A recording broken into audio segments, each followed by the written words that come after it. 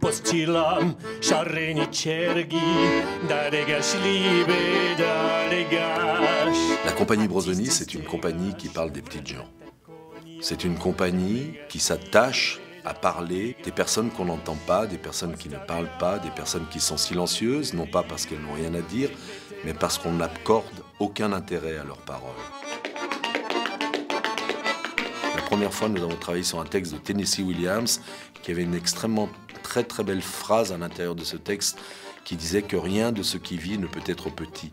On ne sait jamais qui, dans la difficulté, va nous tendre la main et va nous aider à nous sauver.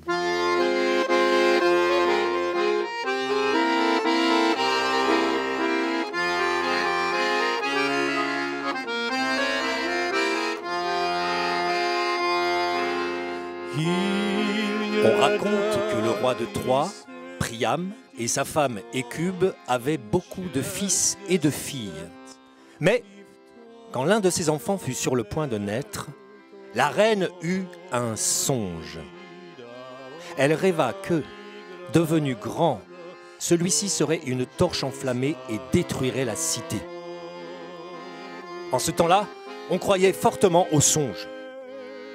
Aussi, quand un beau petit garçon leur arriva, le père et la mère, affligés, décidèrent de l'abandonner sur les pentes du mont Ida, une montagne voisine, afin de sauver, par sa mort, la ville qu'ils aimaient.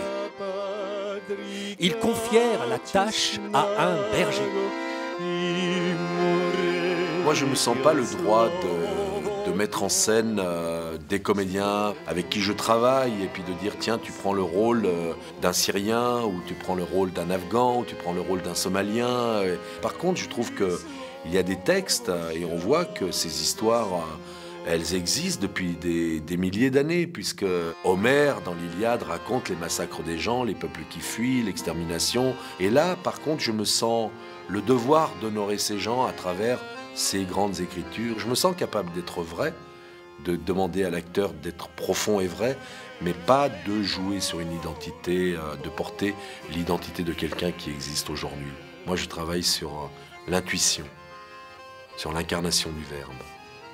Il vient, des fois il vient pas. Des fois c'est dur, mais c'est toujours des vrais voyages.